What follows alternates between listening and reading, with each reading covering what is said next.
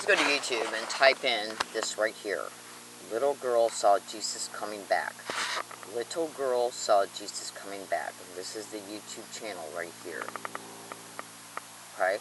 Now, back in the 60s, when they were projecting holographic images up into the sky for little children to see back in the 60s, older, outdated neural implants were needed in order to be able to dupe these children, and probably they were doing it to adults as well.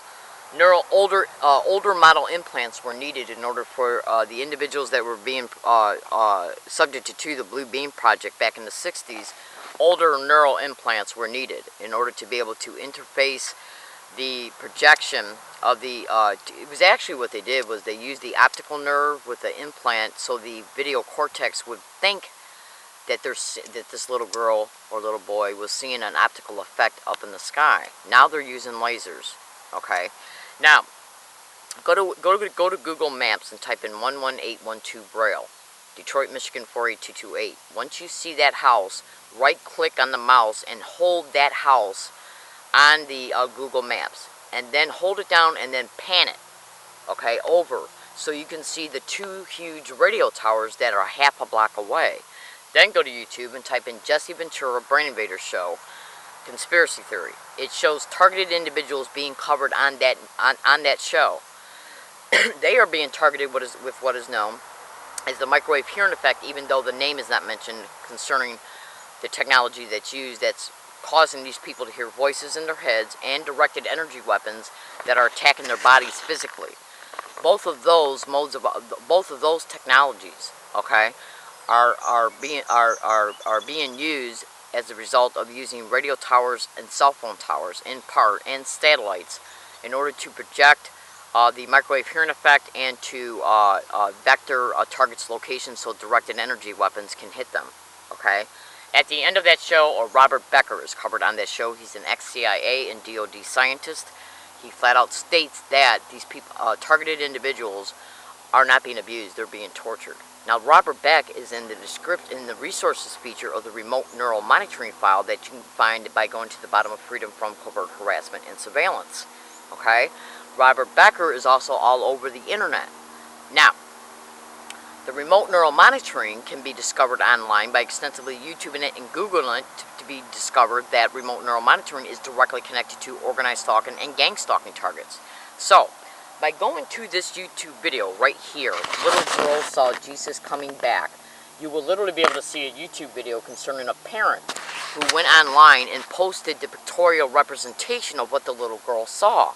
Now, the individual that lived at 11812 Braille, did this little girl see the same exact to a T pictorial representation? Was she a Blue Beam Project human experimentation target back in the 60s? Except for in that picture that you'll see from this YouTube video that's titled Little Girl Saw Jesus Coming Back, it's the same exact picture, except now, concerning how they're doing it now to children, they just added angels on the picture. But the actual picture of Jesus and what he's wearing and the posture that he has, is it the same exact literal picture that concerning a little girl, concerning the projection that she experienced, or did she experience, as a result of living at 11812 Braille, a half a block away from two huge radio towers? I'm in San Diego, California. My name is Leslie Williams. I'm in San Diego, California. My name is Leslie Williams. And the reason why I'm repeating that, you'll understand in about 2 seconds. But first, I want you to listen to this. Would they use holograms to trick us? Would they use it in warfare? You know, we were warned some time ago about Project Bluebeam, a false holographic invasion of UFOs. But would they go that far? Would they use holograms to trick us? Would they use it in warfare? Well, up next, Fred Bell. We will talk about that and much more with electronic harassment and just what is Big Brother trying to do? That's next on Coast. Alright, now what I want you to listen to is this right here. Okay? Because if there's a little girl that I know that experienced the Blue Beam Project back in the 60s, okay? Back in the 60s, neural implants were needed for these optical effects to be seen in the video cortex of this little girl. Okay, now they're doing it with lasers and just using microwaves they blanket microwaves at the vectored location of a person, and as a result, radio waves are interlaced within these microwaves. Then they're modulated down to interface with the bioelectric frequency of the target's brain, and then a video image can be projected in the video cortex of any target. Go to the bottom of Freedom from Covert Harassment and Surveillance, look at the remote neural monitoring file, you'll clearly see the audio cortex, and the video cortex can be sent verbal messages or images. So they don't even need implants anymore.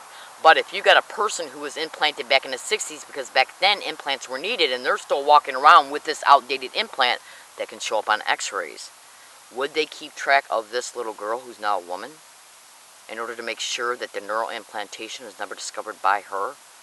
Listen to this.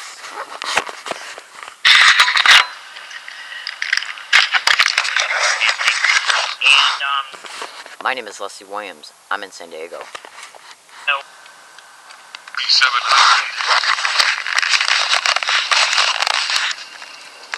What is it that we gather together for, if not for the atrocities and the murders and all the other victimizations that we're being told we should all be excited about?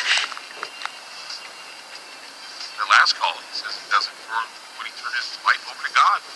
But, that seems to be the story with every Christian. But besides that, I do not see a government at all endorsing anything besides war, murder, retaliation, disruption of civil liberties, and the destruction of the Constitution. Can somebody please tell me that they've done something else? If you can, I stand corrected, but you don't, and you can't, because it's all I'm seeing. So call me a doomsayer. Point the finger at me. Correct me. 888-673-3700. We'll be back. My name is Leslie Williams, and I'm in San Diego. It's 101 KXL. This is Ground Zero with Clyde Lewis on FM News 101.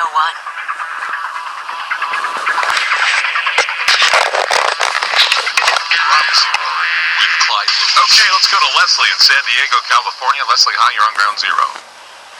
Yes, hi, can you hear me? Yes, I can. Go ahead. Okay, thank you. Yes, I wanted to say, Clyde, I like your show. I've learned so much from just tonight's broadcast alone. Mr. Freeman, he left, I guess, this last hour, so I was actually going to ask him some questions concerning what he talked about with the mind uploading. I know somebody, I'm real hesitant to say who it is, but I know somebody who was a victim of the Blue Beam Project back in the 60s. They came from a military family. And, and when he was talking about the mind uploading, I took that as meaning that what they're probably attempting to do is use artificial neural networks and robots. Well, yeah, what they're doing, but they say by 2015 they'll be able to transfer what they say is the network of the brain into an artificial brain that they can eventually put into a robot or artificial intelligence.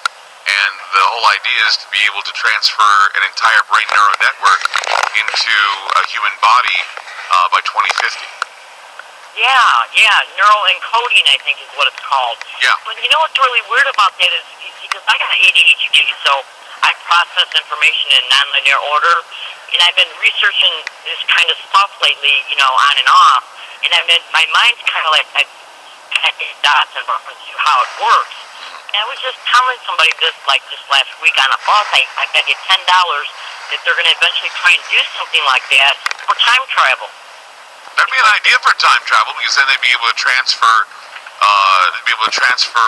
knowledge and personality and whatever into another being that would be more than likely able to endure that kind of travel. In fact, it would be an artificial intelligence. It would be probably artificial human with capabilities that are able to endure space travel. That's an idea. That's pretty amazing.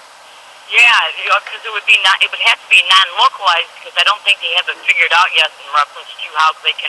I don't know if in reference to how long it might take to get to Mars or whatever, but Clyde, the reason why I called is that the person that I know that literally experienced the Blue Beam Project back in the late 60s, okay, they're still doing that today to children. Well, they're doing it with Montauk. Montauk Project. There's several other projects that were involved. There's MK Ultra. Several other Monarch programs, programming with certain songs, certain images, butterflies, caterpillars. Right. And you know, the thing about it is that looking into all this, I think what they were doing back in the 60s is that I think they were testing the human response to it to see how well a human being would react to it. So when they finally bring it about, once all these wars start, they'll be able to. Oh, we're sorry, we lost her. We lost Leslie. That's too bad. I think she was trying to talk about the Super Soldier program, which is something that has also been talked about many times. Traumatic. Okay, now I'm going to finish playing that little small segment, but in order for you to be able to understand what the Super Soldier program is in part, and can it be connected to the Blue Beam Project, and is the Blue Beam Project part of Montauk, okay? And Montauk is directly connected to Super Soldier programs and time travel, okay? And this is where it gets a little bit sticky because the average person has no idea about this stuff whatsoever. My father was Chief MP to General Curtis LeMay. I have retired NASA in my family, retired high-ranking Air Force, and my ex-husband was a submarine radar antenna electrician. And submarine radar antennas are directly connected to the microwave hearing effect. I'm in San Diego, California. My name is Leslie Williams. Understand this as well. You can go to YouTube and type in the CERN and time travel and mind uploading. Here's a website you can go to Google and type in artificial neural networks, computational theory, attached mind uploading, okay? And then type in time travel, CERN, and mind uploading. And you will eventually run across some extremely sophisticated, past the doctorate level research in reference to these factual realities. There are things that are going on that are over 100 years in advance concerning what academia has today. And the average American citizen doesn't have one clue. One clue. Now, in order for you to be able to understand what the Super Soldier program is go to YouTube. Hang on. Go to YouTube and type in MK Ultra Super Soldier. Just do it and watch watch this one particular video. They can literally use nanoparticulars, okay, that can be absorbed through the skin, that can be digested through the mouth, that can be inhaled through your nose. Okay, once these nanoparticulars attach to your body can literally be used as a transceiver. They can also put sophisticated technology in your body through multiple different ways. Okay, even through the skin, that can then in turn, in fact, to get an idea of what I'm talking about, go to Google and type in the Rambo chip. That was technology that was being used in order to be able to enhance a soldier's physical endurance and strength back in the Vietnam War. Yes, you would not believe what I know. Okay? Just finish listening to this. Control MK Ultra, MK Naomi, Monarch, several other, Cloverleaf, several other programs that can be looked at. These are all things that you can look up on your own. They're not things that I'm making up. These are all projects. And they're still conducting these projects today. They're conducting projects with children who they find that have autism, that have Asperger's. That are able to, they're able to monitor the brain to see how their motor responses can move electric trains. They can move the bodies of other animals. Chimeras, the idea of chimera experimentation. These are all part of the programs. And